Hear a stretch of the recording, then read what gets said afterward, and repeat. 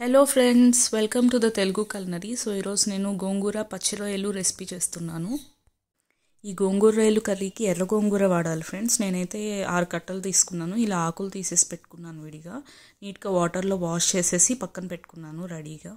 ఒక 2 table spoons oil వేసుకుని గోంగూర ఆకుల్ని డైరెక్ట్గా దానిలో వేసేసుకోవాలి.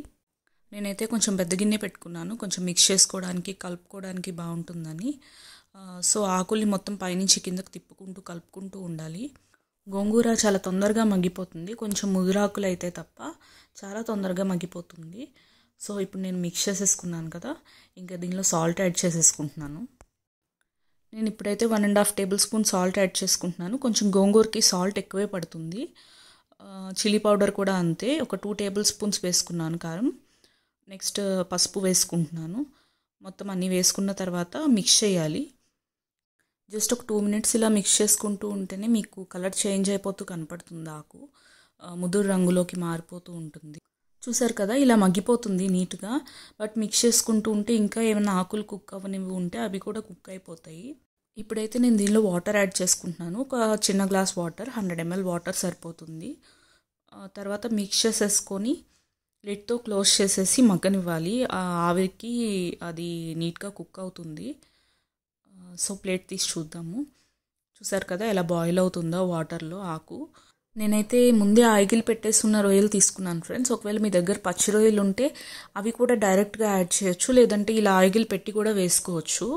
ఒక పక్క ఈ గోంగూర మగ్గుతున్న టైంలోనే మీ దగ్గర పచ్చి రొయ్యలు ఉంటే పక్కన ఇంకొక పాన్ పెట్టుకొని లైట్గా కారం వేసి ఆ రొయ్యల్లో ఉన్న వాటర్ బయటకు వస్తాయి కదా, ఆ వాటర్లోని కుక్ అవ్వనివ్వాలి. మొత్తం ఆ వాటర్ అంతా ఎగిరిపోయి రొయ్యలు ఇలా అయ్యాక కట్టేసుకోవాలి. గోంగూర కంప్లీట్గా కుక్ అయిపోయింది ఫ్రెండ్స్. ఇక్కడే గరిటతో మెదిపేసుకుని ఇలాగే పక్కన పెట్టుకోవచ్చు, లేదంటే నేనైతే పప్పు గుత్తి తీసుకుని మెదుపుతున్నాను. ఇలా చేయడం వల్ల ఏంటంటే ఇంకొంచెం సాఫ్టన్ అవుతుంది. అదే లేత ఆకైతే ఇలా మెదపకుండా కూడా వేసేసుకోవచ్చు.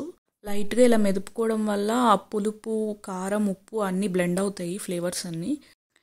ఇప్పుడైతే గోంగూరకి తాలింపు వేసుకుంటున్నాను ఫ్రెండ్స్. ఆయిల్లో లైట్గా క్రష్ చేసిన వెల్లుల్లిపాయలు, పచ్చిశనగపప్పు, మినప్పప్పు, జీలకర్ర, ఆవాలు, పసుపు, ఎండుమిరపకాయలు, ఇంకా కరివేపాకు వేసి మనం ఇందాక చేసి పెట్టుకున్న గోంగూర పేస్ట్ యాడ్ చేయాలి. దీనికి ఫ్లేమ్ సిమ్లో పెట్టుకొని ఇది మిక్స్ చేసుకోవాలి.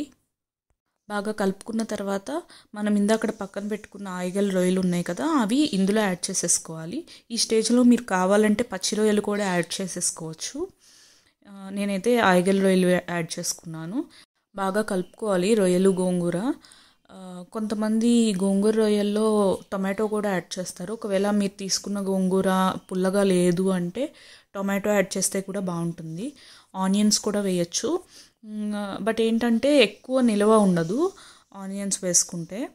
సో ఫినిష్ అయిపోయింది. స్టవ్ ఆఫ్ చేసేసి సర్వింగ్ బౌల్లోకి తీసేసుకుందాము. చూసారు కదా ఫ్రెండ్స్, ఈ గోంగూర రొయ్యల కర్రీ మీరు కూడా ట్రై చేసి ఎలా వచ్చిందో నాకు కామెంట్స్లో మెన్షన్ చేయండి. ఈ కర్రీ అయితే చాలా బాగుంటుంది ఫ్రెండ్స్. ఈ గోంగూర పుల్లదనం, ఆ రొయ్యలు, ఆ కాంబినేషన్ చాలా బాగుంటుంది. జస్ట్ మీ దగ్గర గోంగూర రొయ్యలు ఉంటే చాలు, ఒక 20 మినిట్స్లో యమ్మీగా మీరు ఇది కుక్ చేసేసుకోవచ్చు.